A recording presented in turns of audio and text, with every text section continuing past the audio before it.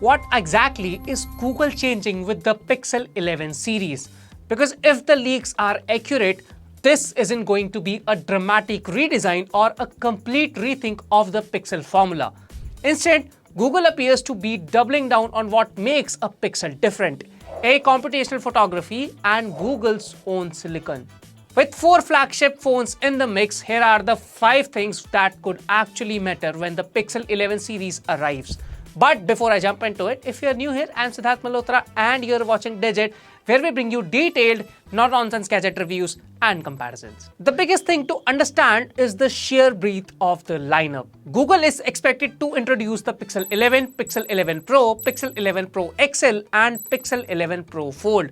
Google itself has not officially confirmed these individual models yet, so this remains based on reports and leaks. But if accurate, the strategy is pretty clear. The standard Pixel 11 targets buyers who want the Pixel experience without going all in on price. The Pro and Pro XL sit at the premium end, while the Pro Fold gives Google a proper flagship foldable.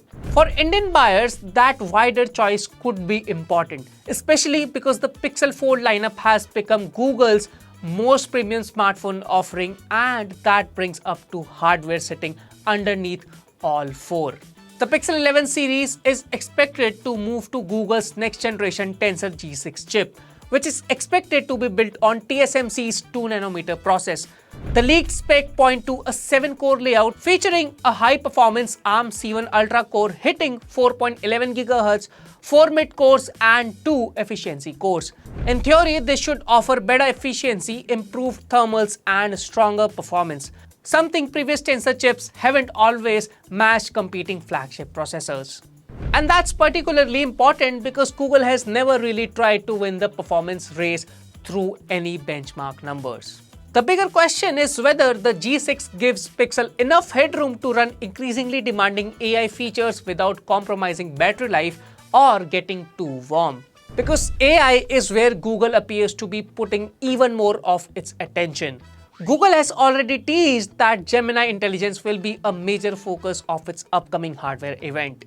Because Google isn't just selling you a phone with better cameras and a faster processor, it increasingly wants the Pixel to feel like an AI-first smartphone. Exactly which features will arrive on the Pixel 11 series remain unclear, but deeper Gemini integration is expected across everyday tasks, productivity and photography.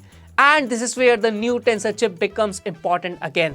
If Google can make AI features genuinely useful, fast and mostly seamless, the upgrade may be something you notice every day rather than something you only see in a benchmark.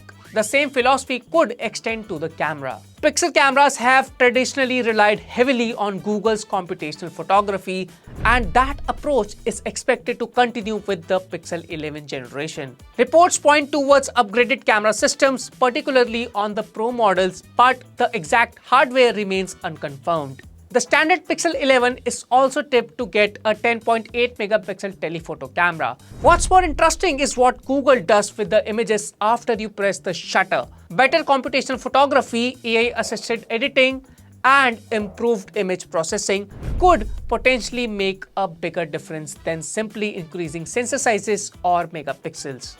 For buyers in India, where camera performance is one of the biggest reasons to spend on a premium smartphone, this could be one of the most meaningful upgrades. But there's another factor that could completely change the buying decision: how much these phones cost. This is perhaps the least exciting upgrade, but potentially the most important one. Reports suggest Google could increase Pixel 11 pricing, with rising component and memory costs being one of the reasons behind the expected hike.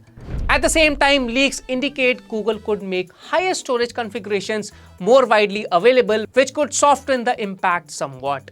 But ultimately, the question for Indian buyers is simple: how much more are we being asked to pay for the new generation? So does the Pixel 11 series look like a major generational upgrade?